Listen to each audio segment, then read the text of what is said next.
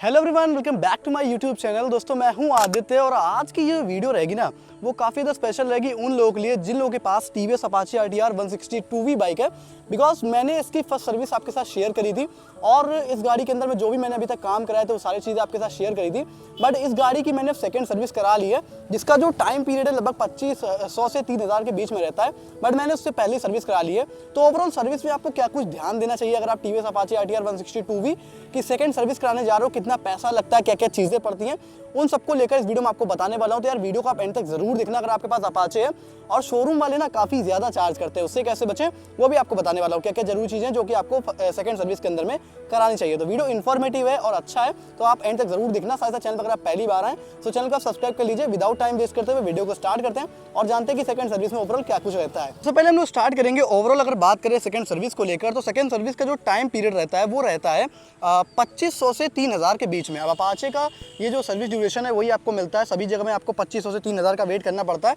But मैं आपको एक बार अपनी ओडोमीटर की रीडिंग दिखा देता हूँ जिससे आपको ये पता चल जाए कि मेरी गाड़ी ओवरऑल कितना रन है। ये देखो आप, अब मेरी गाड़ी 2122 किलोमीटर चल पाई है।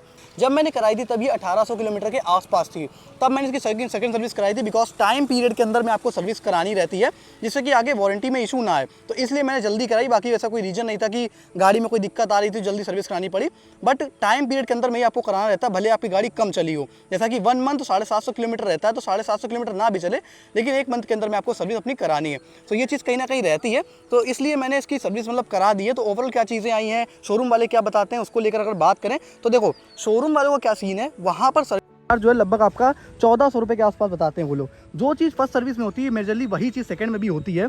सिर्फ engine oil, oil filter and गाड़ी की जो थोड़ा सा नहीं मेंटेनेंस होती है उस तरीके से हो जाती है कि लाइक जो चीज़ें ढीली हो गई हैं गाड़ी में और जो चीज़ें दिक्कत दे रही हैं उन सब चीज़ों को देखा जाता है। बाकी पार्ट्स वगैरह में कोई मतलब चेंजेस नहीं होता सेकंड सर्विस के अंदर में।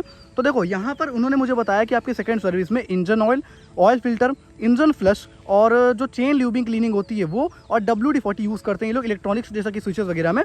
तो इसका चार्ज मुझे उन्होंने लगभग 1400 रुपये के आसपास बताया। अब देखो इंजन फ्लश जो है लगभग 10,000 किलोमीटर पे कराना चाहिए या फिर आप 5,000 पे भी करा सकते हो।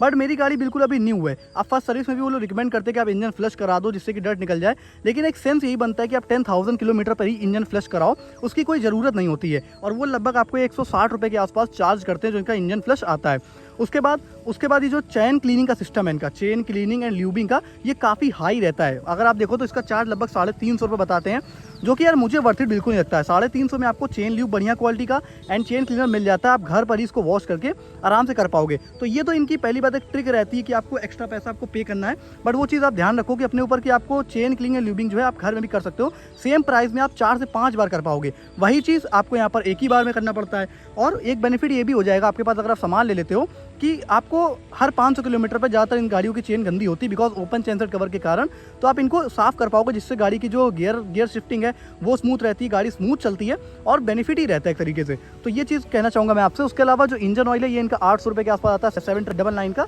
तो 799 का इंजन ऑयल पड़ता है। इनका ट्रू 4 ऑयल के कुछ नाम आता है ये करके, तो ये TVS वाला ही रहता है तो वो आपको पड़ता है। ऑयल फिल्टर का 50 रुपये का पड़ता है। और उसके अलावा जो एयर फिल्टर वगैरह उसकी क्लीनिंग होती है। और मेरी चैन क्लीनिंग खैर जो भाई अपना है सर्विस में उसने कर दी थी, खैर मतलब उस तरीके से नहीं लेकिन कर दी थी थोड़ी सी, कि जिससे मुझे सिर्फ ल्यूब करना रह गया था। तो ये एक बेनिफिट था मेरे लिए, मतलब उसने कर दिया था विदाउट किसी चार्ज के।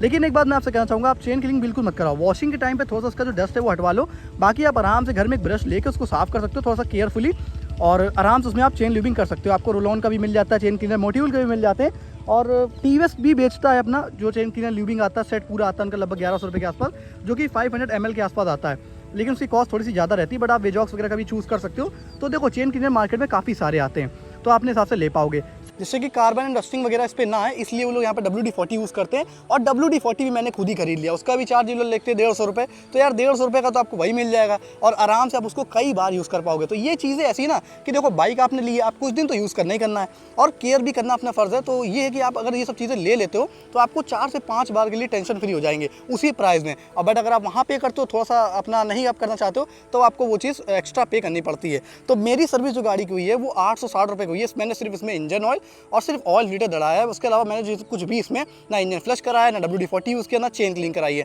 तो मेरी सर्विस कॉस्ट इसलिए थोड़ी सी कम आई है। अब देखो थर्ड सर्विस में थोड़ी बहुत और चीज़ें चेंज होंगी, but second service and first service almost same रहती है। जो चीज़ें ढीली हैं वो टाइट हो गई, बाकी इंजन ऑयल चेंज हो जाता है और ऑयल फिल्टर वगैरह आपको चेंज होता है। बाकी ये चेन क्लीनिंग आपको फर्स्ट सर्विस में कराने के बोलते हैं, वो आपके ऊपर है, आप कराओ या ना कराओ, लेकिन मेरे हिसाब से आप ये चीज़ कर सकते हो।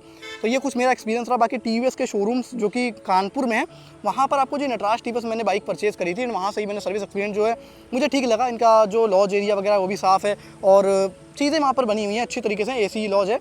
तो ये चीज़ है। TVS की एक चीज़ है कि सर्विस जो है वो सही जगह हो जाती है, अच्छी जगह से। खैर आप कितने भी शोरूम पे जाओगे तो आपको ठीक मिल जाता है, नेटवर्क तो अच्छा ही इनके TVS का, तो ये आप देख पाओगे। तो अब सेकंड सर्विस के बाद मेरी गाड़ी थोड़ी सी और स्मूथ हुई है और जो इसमें हीटिंग इशूज़ आते थे वो नहीं आ रहे हैं। जैसा कि बहुत पहले हीट करती थी गाड़ी में, अगर इसको 50 किलोमीटर या 20 किलोमीटर भी राइड कर लूँ ना तो यहाँ तक हीट आती थी, लेकिन अब थोड़ी सी कम हुई है। अब हो सकता है थर्ड सर्विस के बाद और भी कम हो जाए। तो ये कुछ ओवरऑल रहा है। अब देखो बहुत कुछ तो मेरे पास बताने के लिए नहीं है इस वीडियो में, बट जो चीज़ें थी मैंने आपके साथ में शेयर करी कि सेकंड सर्विस ओवरऑल मेरे साथ एक्सपीरियंस कैसा रहा। तो ओवरऑल मेरे साथ ठीक एक्सपीरियंस रहा है। एंड उसके अलावा जो कि मैंने आपको बताया कि आप थोड़ा सा चेन क्लीनिंग एंड जो इनका WD-40 यूज़ होता है उससे आप बच सकते हो, जिससे कि आप अपने घर पे लेकर कई बार यूज़ कर सकते हो। बाकी कोई डाउट रहेगा कमेंट सेक्शन में आप पूछ सकते हो। वीडियो पसंद आई तो वीडियो कर दीजिएगा लाइक, एंड अगर आप चैनल पहली बार हैं तो चैनल को भी कर लीजिएगा सब्सक्राइब। मिलते हैं नेक्स्ट वीडियो, तक के लिए थैंक्स फॉर वॉचिंग।